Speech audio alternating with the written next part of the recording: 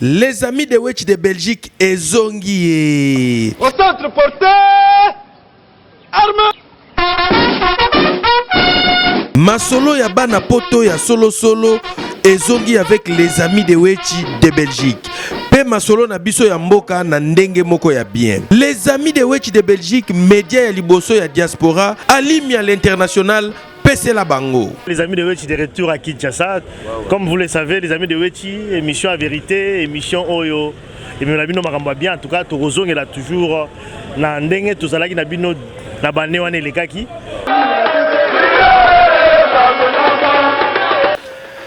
Banaki ni boza la calme. Les amis de Wetch, média à vérité et Zongi. Tricage et sili poto ya solo na bandako na bino.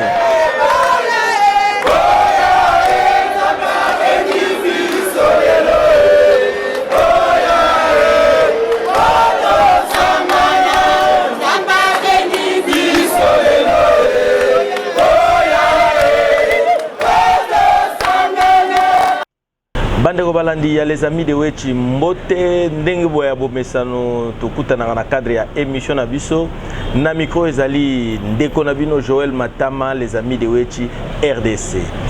Émission na biso alelo ezali na 3 parties. Partie ya liboso tokola ki sa visite ya roi ya Belgique, roi Philippe awa na Académie des Beaux-Arts. Pe tokola ki sa pona bino interview ya premier ministre belge oyo alobaki concernant ba désordre nous surtout ezotambola na kati ya mboka na biso surtout mingi na côté na biso ya est ya Congo. Pe bilan na bango ndenge baye awa bilan ya voyage ndenge baye awa na République démocratique du Congo. Deuxième partie na biso tokola ki sa ba notable Kassayen o bazo vivre na Belgique. Message na bango ya soutien na FARDC na biso pe na mokonzi ya mboka. Na troisième partie na biso tokola ki sa po na bino conflit ya bana poto na ba musicien. Est-ce que conflit wana ezali vraiment masolo ya politique ou bien ezana makambo mususu ezana sima na yango wana. Bandeko balandi ya les amis de Wetch na cadre ya visite royale awa na République démocratique du Congo, plus précisément na ville ya Kinshasa.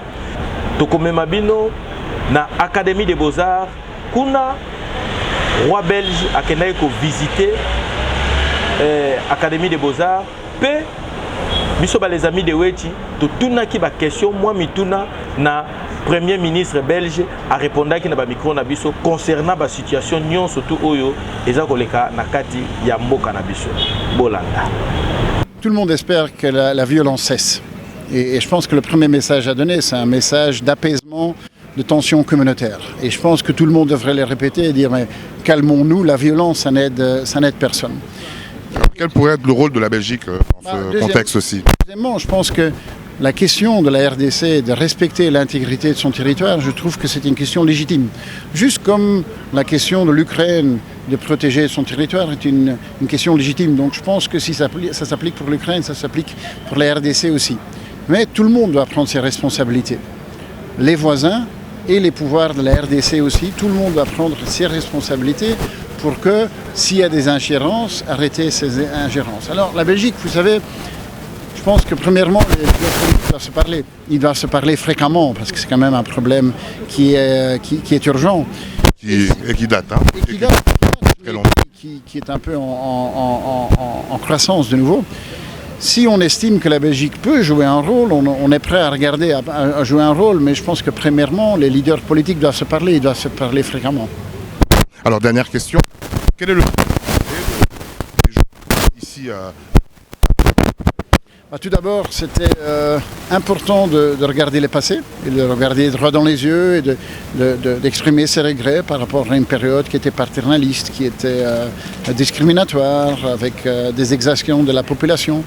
Et puis maintenant, il faut regarder le passé, il ne faut pas se perdre il faut regarder le futur, il ne faut pas se perdre dans le passé. Et le futur, c'est les défis de la population congolaise. Une population qui est pauvre, qui a des défis énormes, qui se pose la question qu'est-ce qu'elle va manger demain, qui veut envoyer ses enfants à l'école. Et là, la Belgique peut être un partenaire à faire les réformes qui sont nécessaires et pour réaliser ce potentiel énorme que ce pays a avec une population tellement jeune. Papa Cyprien Wetch. Oui, papa Joël Matama. Toyoki, premier ministre belge à Lobby. makambo bakoki ko sala ngona Ukraine te na Congo pe bakoki ko sala yango te. Donc o bato bazo défendre kuna, c'est-à-dire awa pe football défendre mabele ya Congo. Et makambo na lingo loba nini pona yo. Le message est très fort. Mais biso lokola tolinga kaka polémique. Bato bazo comprendre le message yango te. Le message est très fort, c'est pour dire que la Belgique soutient la République démocratique du Congo. La Belgique, le roi des Belges, gouvernement belge, naba ministre belge, baboy balkanisation. Azo senga naba Congolais, ba défendre mboka na bango. Et il ne faut pas attendre de la communauté internationale pour défendre le Congo. Pour défendre mboka na bino, lokola. Ukrainien, bazo défendre mboka na bango. Mais si bango. Et puis, Louis Michel nous disait ça d'une autre manière. N'attendez pas l'Union européenne pour ayako bomisser la bino. Papa c'est prié message yo kokota pas ba Congolais comment parce que biso to vendre na cité to kaka toujours. Ba américain ceux qui faut baya. Ba Union européenne faut baya. Donc biso moko na kati na biso mayele ko sala les alagata faut kaka mindele wana baya. Mais par contre ozona na bien na interview na que biso moko faut to zala makasi ya ko défendre mboka na biso. Wana eza boulot ya biso ba journaliste. Yango biso ba les amis de Wechi to bandi côté ya population. Batia na mutu ya Congolais qui aza zoba aza incapable. Il ne peut pas se prendre en charge alors que Congolais aza na mayele. Parce que on a fait tout pour balkaniser le Congo, bazo kokate. Ba pesi ba mbongo pour ba Panza Congo, mais Congolais azo boya. Mais bazo tia na mutu ya Congolais ke oza zoba. Non, Congolais aza mutu ya mayele. Congolais aza guerrier. C'est à nous de donner la confiance, de redonner la confiance au peuple congolais que toza danger. Ndenge na lobaki ne bandela émission bande ko balandi toko kende na Belgique pona ko banda pena masolo na biso ya lelo émission na biso ya lelo. Toko zoba élément oyo ndeko na biso Alim ya Mongala tournaki à partir ya Belgique les amis de Wechi international tozola ki sa pona bino ba notable kasayen oyo ba vivaka na Belgique eloko nini balobaki pona FARDC na biso eloko nini pe balobaki pona mokonza mboka bandeko na ngai bobosana te ba notable kasayen eza ba ndeko na biso ba congolais basalaka ba œuvre sociale na niveau ya poto wana même na équipe ya les amis de Wechi déjà bandai ko tambola na œuvre oyo yaki ya un banc pour tous, c'est-à-dire bandai ko kende na bekol ko pesa binerval na bana o bandai ko sala ko tanga kitoko bana o bandai ko s'exercer très bien na yango tolanda élément oyo en direct de Belgique Alim ya Mongala tidela biso belema. Les amis de Wechi international en direct à Bruxelles. Voilà donc nous sommes à Bruxelles. Tokuta na bino lisusu comme tu sais déjà bino tozongi vraiment en force. Ben voilà en tout cas ben élément auto bana tourner avant la Belgique na Poto Mobimba et aussi na Kinshasa ne bozali déjà Kolanda. Et bien na émission na biso ya lelo na yambaki ba notable kasayen de la diaspora ya Belgique. Ba notable kasayen zali bande na biso ya mboka Kasai ya Grand Kasai oyo bazali vraiment représentatif na Grand Kasai. Bango bafana na kata Belgique awa be basala ba action na bango mingi kuna na kata Grand Kasai. Les notables Kasaïens ça dit que bazana mot à dire. Alors là yambi bango parce que ba ko faire passer message moko très fort pour la communiquer d'abord oyo ba publier na à travers donc émission oyo et aussi après interview on a réalisé na bango ba j'ai question réponse pour comprendre les fonds donc qui a pensé na bango. Et puis ba notable Kasaïen ba ko soutenir basoda na biso ya FARDC boyebi o bazali ko bunda na esamboka na biso baye ko soutenir bango ba soutenir aussi président de la République le président Félix Antoine Tshisekedi Tshilombo ba apporter un peu soutien na bango bolanda nyonso oyo to lambeli bino d'abord communiquer oyo ba publier mais aussi après bolanda interview on a réalisé na bango jeu question réponse pour comprendre makalisi na bango bolanda cet élément en direct dans Bruxelles. Déclaration politique des notables kassaïens de la diaspora Belgique. Nous, notables kassaïens de la diaspora en Belgique et acteurs sociaux impliqués activement dans l'espace du Grand Kasaï, faisons la déclaration politique ci-après, suite aux événements qui se passent actuellement dans notre pays. 1. Dénonçons avec la dernière énergie l'agression de notre pays, la République démocratique du Congo, par le Rwanda, déguisée en mouvement de rébellion sous la dénomination de M23. 2.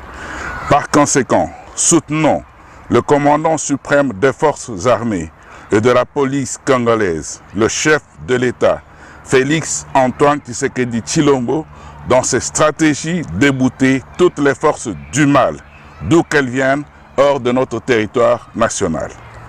3. Soutenons sans condition les hommes et les femmes de nos forces armées, de la police congolaise et des services spéciaux de renseignement qui se sont engagés sur différents fronts pour combattre tous les ennemis de notre peuple. 4. Lançons un appel patriotique à notre peuple, sans discrimination de coloration politique en général, et en particulier à toute la diaspora congolaise à travers le monde, à soutenir sans réserve nos forces armées, les FARDC, qui combattent avec bravoure et succès les ennemis de notre pays. Vive la République démocratique du Congo, vive nos forces armées FARDC, le Congo restera toujours un et indivisible. Fait à Bruxelles ce 4 juin 2022, Victor Diela, Bob Kayembe. Nous sommes très actifs sur le terrain. Nous avons réalisé beaucoup d'actions sociales en faveur de notre peuple. Nous pouvons vous citer quelques-unes. La réfection des hôpitaux, l'équipement des centres de santé, l'offre de dons de bons dans des écoles. Et là, nous sommes en train d'informatiser les écoles sur l'espace du Grand Kasaï. Okay. Par cette déclaration, notre établissement scolaire dénommé Collège Saint-Louis reconnaît avoir reçu 10 ordinateurs composés des tours, des écrans, des claviers, des souris et des câbles de la part de l'ASBEL dénommé Union Kassaïenne de l'extérieur, qui est représenté par son président, M. Diala Victor. À mon nom personnel, au nom de tous les corps enseignants et au nom de tous les élèves bénéficiaires de ces dons, nous disons merci à l'ASBEL Union Kassaïenne de l'extérieur et à tous les partenaires et à toutes les personnes de bonne volonté qui ont contribué à la réalisation de cette action sociale pour la meilleure éducation de la jeunesse. Voilà, donc on est dans la troisième partie d'Abisso, troisième partie de la dialogue musical oyo papa Cyprien wechi à Bouddha Petro pour la masolo et puis à Beta Matro pour la makamango kaka oyo. Est-ce que conflit oyo ezali entre ba combattants na ba musiciens ezali politique ou bien ezala makambo mususu ezana simawana tolanda ba image oyo makambo mibale ebomi mokili mobimba libosone likambo ya falanga ya mibale likambo ya basi baninga boti ya makoye mercredi bongo tozana kisasa toke na biso balobi ntango toyaki mabale ebele ekufaki Ouais. basi ebele badivorcaki yango bozongana na mibali na bino biso tokeba bapetite bapeye bavrai bakar ni babeta musique yo quand tu parles nango makolinga musique ebetama ata para mo kolinga musique ebetama te oto comme na biso calme donc makelele ya non souté kokende ko luka bilamba na bagaleri la faete kokende ko luka sapat na olata nini bambongo ezo vide makamwana nyo c'était sila na obana ba komi ko za ba diplôme ba jeune fille na biso ba zengi ba classe ba jeune fille na biso ba komi reçu miti komi ko sala ba komi ma diplôme bongo tiko combien ko zonga ta ko ba jeune fille on ba kolinga na bango souté pour bana ostente ba sente on pa ba musicien do ba jeune fi ba olinga ma ko teke ba musique on est ba comment na ba calme donc ba jeune garçon ana ba musique ba ko botu la basi na bango na ba jeune ba olinga la bango te musique ko beta na ngote soki bana mibali balingani lokola bakufa elenge ya mwasi akoki nde kokabola bango soki akoti na kati ya bango na likambo ya falanga nakanisi bino moko boyebi malamu baninga bokebao nayebi te soki bokodute na maloba mangai nakanisi pete o. Alors, on a évité. Bandou les autres tonnes dans les sous-soutés, na belle. Les autres tonnes dans les sous-soutés. Expliquez-nous déjà pourquoi. Ben, effectivement, on a pour la bandou les autres tonnes de thé. Dépenses les sous-sous n'engue ya kalate. Héros y est la n'engue nango. Monnaie européenne quoi, héros. Y est la n'engue nango. Bah tu peux pas zumayele. Bah tu vas y être parce que bah comprendre na bangonde. Bah n'engue sous bah bana pour ça venir.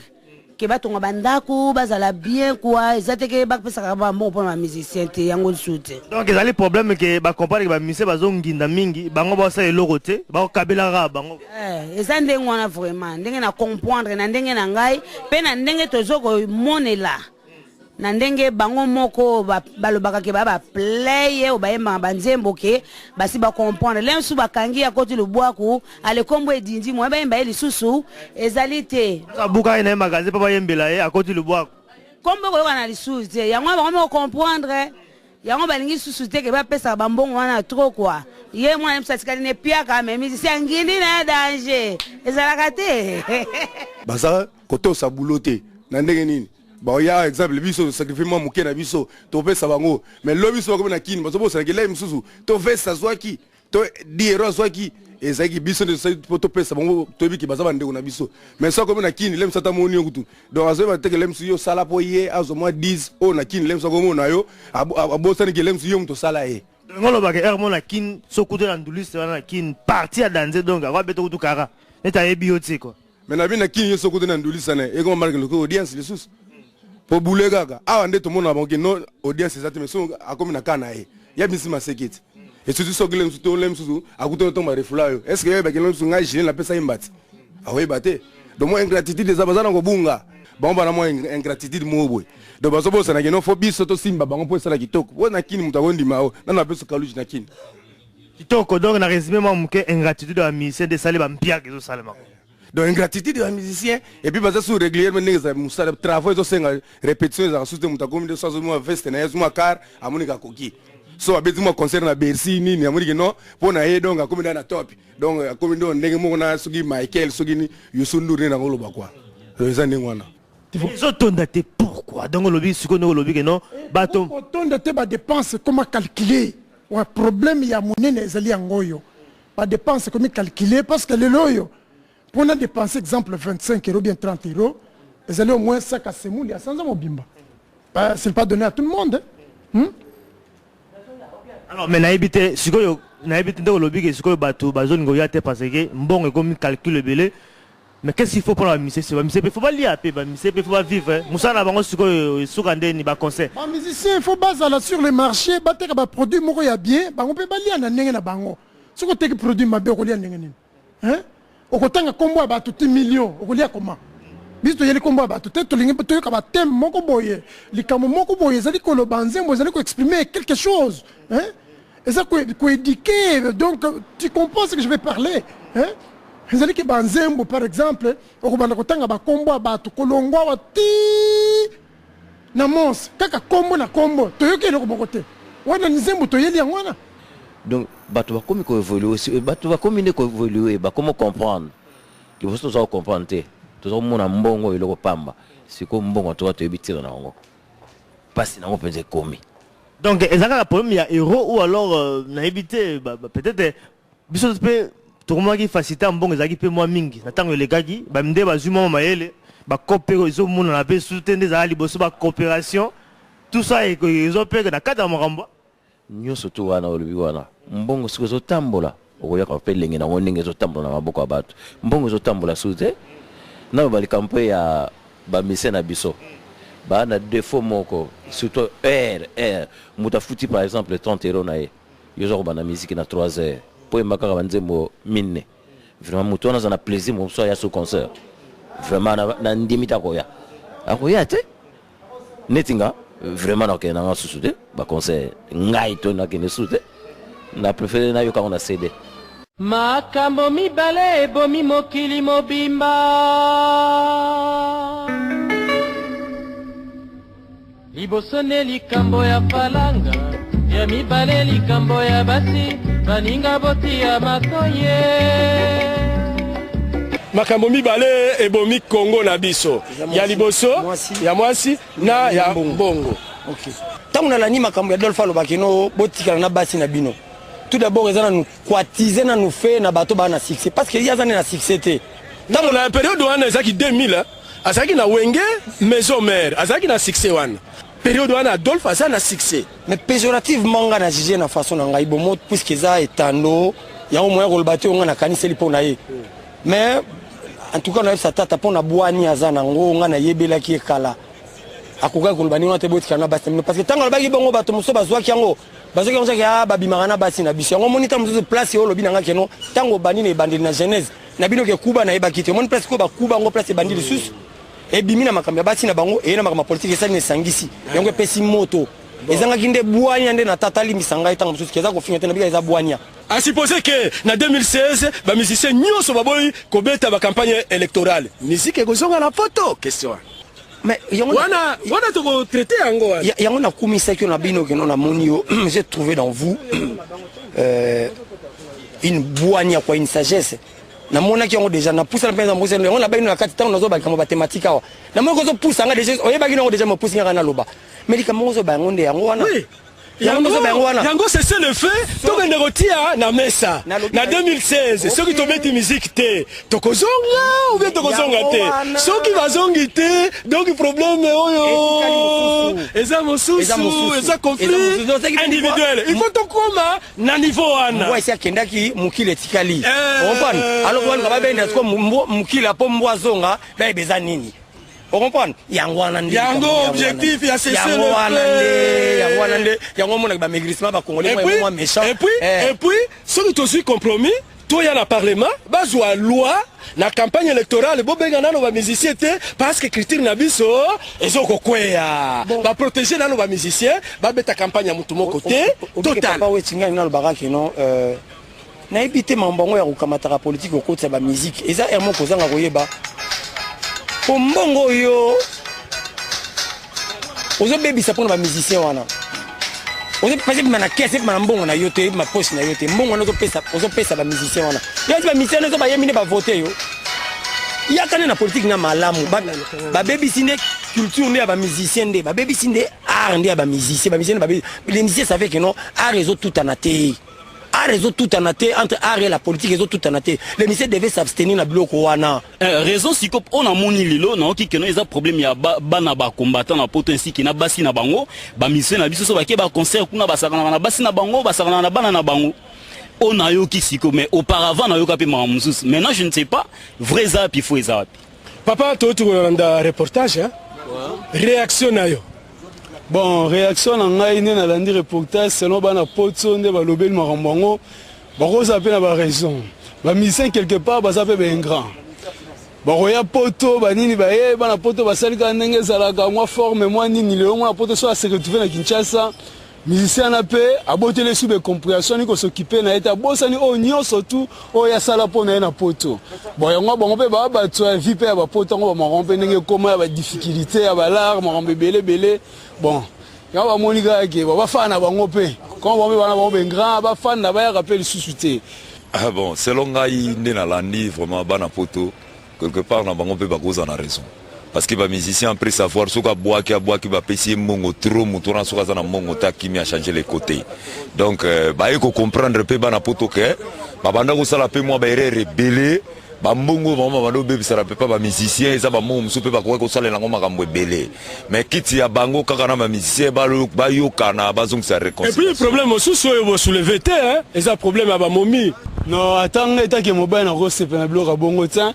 Yo zo na ndako na ngai na zo pesa yo na simo do balukela su moi sinanga. Eza na sensité. Donc nyonso tu ezo contribuer na ba makambo ke bana poto, ba sepelité ke ba mission ba ya poto. Po baza ba un grand, ba so la bien té. Alors eza ba makambo ese le kaki ba me ko za ba gar ba norma sika, ba yo kana po ba continuer chemin na bango bien, bango be ba za reconnaissant na ba mabe o bango ba sala ba me ko senga mo ba pardon, po ba tambo na chemin bien ba na poto. Idée oyo ya cesser le feu. J'ai dit bonjour à mon frère. 7 jours na Bruxelles, ba musicien, na ba na poto, ba vanda, ba traiter likambo lokola oti koloba awa. Omoni yango ndenge nini? Idée à cesser le feu. Idée à cesser le feu ça peut normal.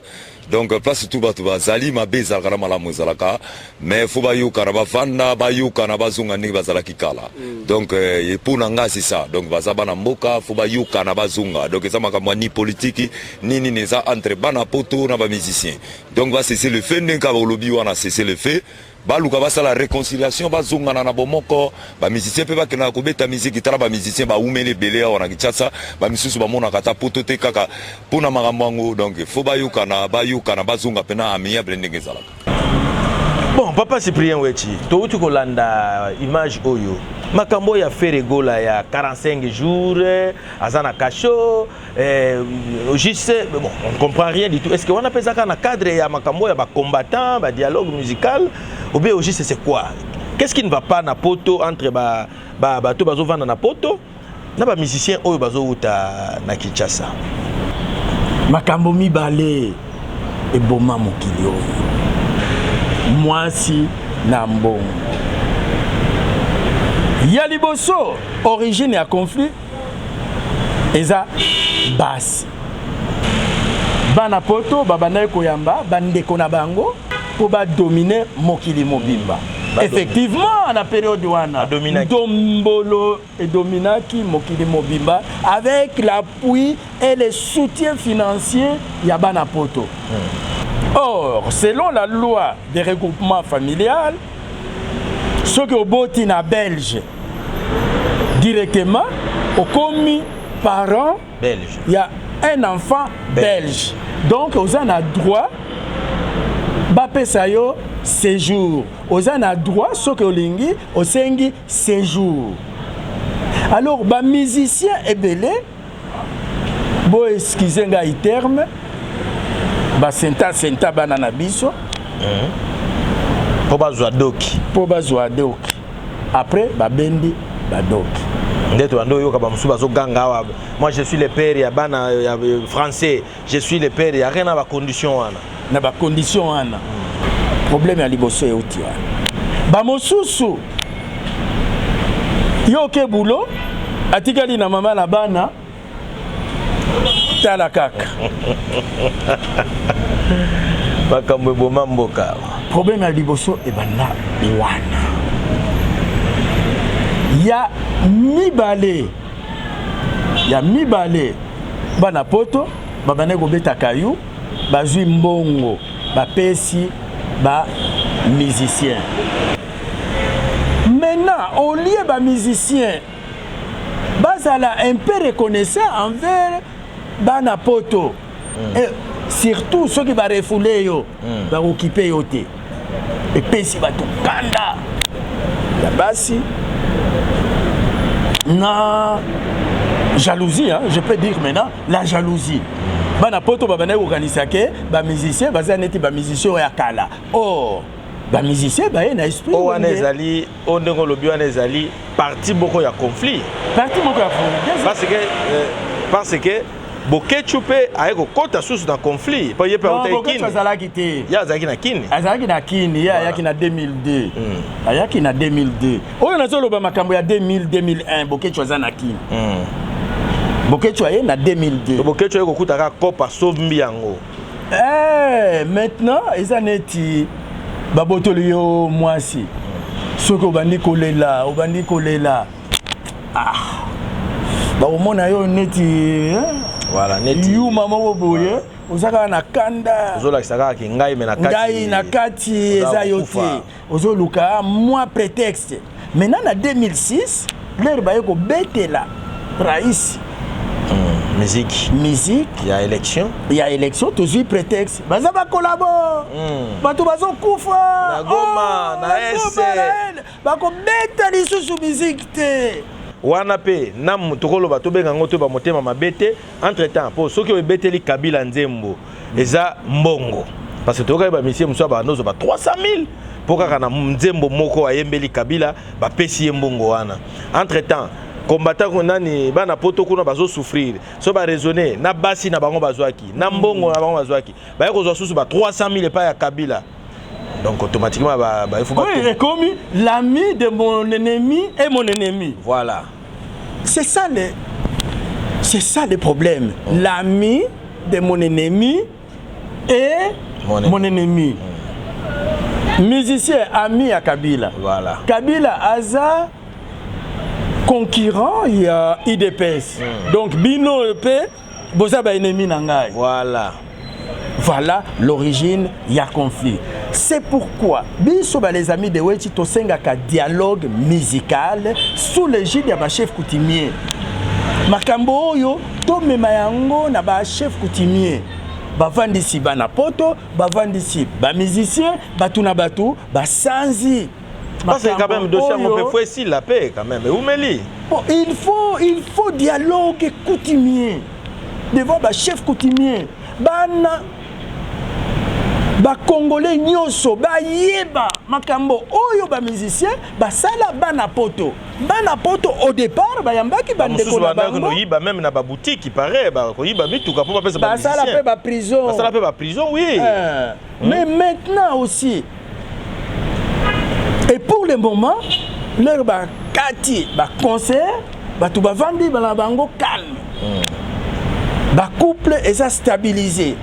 Bana bakomi kotanga sikoyo mais ba musicien pe bazo évoluer kaka parce que to mona ba oyo babimi bazo évoluer bazo suba ba mituka pe kana banda bazo somba mituka bana poto te bango nyonso te eza ba leader pour le moment ba leader nde bazo évoluer avant c'était tout l'orchestre neti BCBG bakepoto maison mère bakepoto l'air ya kozonga bon bané comme on a négé bazongi na babiloko tout le monde s'est retrouvé na ba thème boboye c'était l'orchestre. C'est pourquoi biso ba les amis de Wechi Tolobaka avant musique et zonga il faut dialogue musical sous l'égide de ba chef coutumier bana poto baloba vérité. Bon. Ce n'est plus le combat. Mais là, est-ce qu'il faut que les Congolais puissent être conscients de leur comportement peut-être qu'il y a beaucoup de choses à la poto. C'est un égoïsme. Parce que égoïsme. Parce que Aza a intérêt à y non, ils ont entretenu à partir il y a Awa. Ils ont entretenu à partir il y a Awa. Gouvernement, ils ont entretenu. Comment ça? Le gouvernement va entretenir, va soutenir beaucoup de musique et bêta na poto. Mais biloko ils en assez.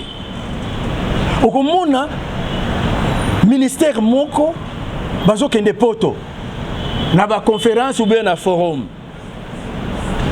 20 personnes ba okende na 20 personnes wana peut-être 10 bande kona bango nde bati na liste ba fonctionnaire ba keka 10 oyo ba kozonga asa na lobby 18 ba kimi 18 to na ministre moko azonga ye moko awa azonga ye moko maintenant l'air ba kokima il faut ba association oyo ba combattant ba zo bango en charge ba salela ngo ba document ba dièse po ba zo mikanda donc et comme moi cop il faut démanteler cop wana. Donc combat ezalaka na ngo te. Combat ezalaka na ngo te. Tozo mona ba ukrainien. Basi nde bazo basi nde bakimisaki bango. Mibali batikali. Bakomi ko défendre mboka na bango. Eza neti ba combattant basi batikali na poto na bana bango nyoso bazongi toke na front. Est-ce que bakosana? Bakokokate neti bokechu première kokokate. Bon. Émission na biso to komi na suka papa Cyprien Wechi ozana liloba ko bakisa Pour tu combien déjà na suka? Oui. Ce qui moi temps ezali chaque fois to banda ko sala moi hommage à papa Wemba parce que na période wana Papa Wemba kufa biso tozalaki na suspension hein. Toza na élément moko père osepelisa bana molokai ya Papa Wemba ya Mazantomo. Voilà. Tokosukisa nango hein. Bandeko balandi tokosukisa na image oyo ya Papa Wemba. Tolo bate. Masato bango na lati ya bango.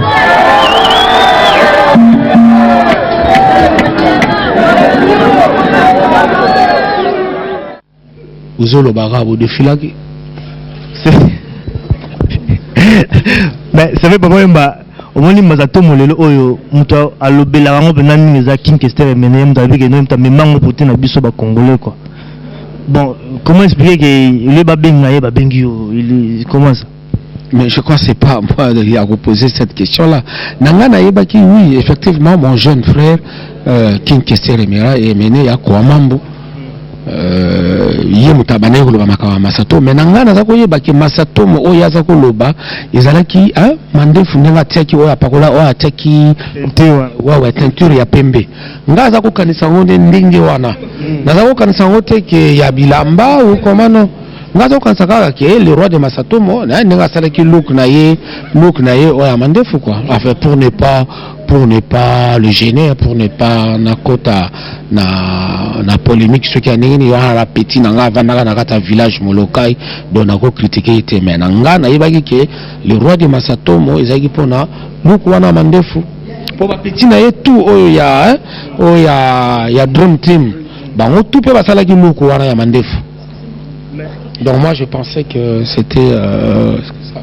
Non mais Papa Wemba moni nous lobi wana mais yo pensais que bongo mais yazo lobela ngo keza ye muto bandaki lamba wana puis yo kanisi bongo ya bandaki yango yo Holanda et puis okiweli ça pour défiler quoi. OK na weli ça qui pour na défiler. Na weli ça qui pour na défiler. Na weli ça qui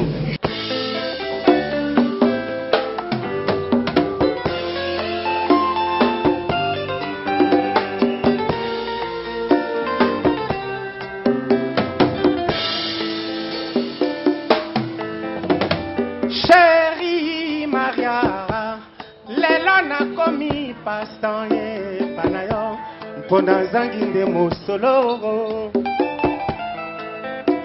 Bobo sani le temps passé Papa si royon ngai na monara mpona yo Bolingwe pesinga ta merci terre Chérie Maria Lelo na komi pasange Panayo mama Ponazangi mosolo Bobo sani le temps passé Papa si royo ngai na monaka mpona yo Olingwe pesinga ta merci terre Alors siko bokoyoka bongo la voix Al Pacino Bonsoir Kala bakoko babalaka na mungwa Yabiso baleki ekoma falanga wowo Soyokana kambo yete na bolimoyo Soyokana kangala yate na suki ya me Shumbu Ambroso aripa bakitata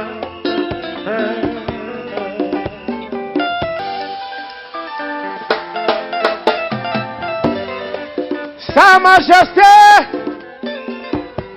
Christian Lema mwana poto Bonsoir à tout le monde. Ah ouais. Merci à trop. Ah ouais.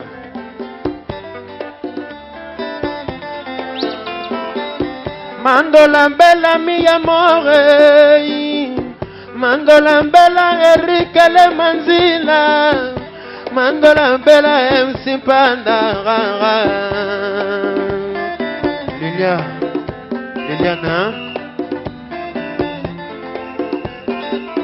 Mandola bella mi amore Mandola bella Juju Mwanga Mandola bella Erika Kenzo Mbalumumba Hey you gosh to win to na mia vida quando eu gosto muito na minha vida, eu senhora maravilhosa. Quero um pouco tempo, meu amor, e não cozonga. Henrique Lemanzila, Peter, l'honorable Kijasson. Bomoni mwana ninga komi mpaka. Boyoki mwana ninga komo yemba. La révélation de l'année, Pati Pacheco. Bolingo yangana mwanango, yangana mariango, mina kufa mama na ezoba otengo yo. Kibonga kibonga kinungu mere malue, kibonga kibonga kinungu soze Firenze oro.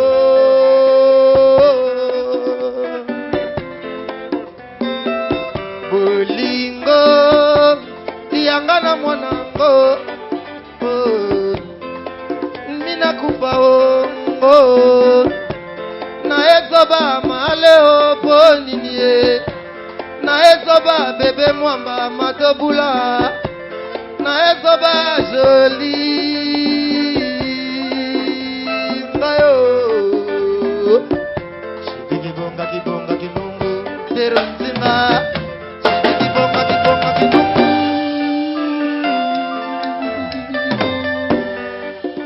Fabien Mafuta, Nadim Sassé. Alors nous faisons appel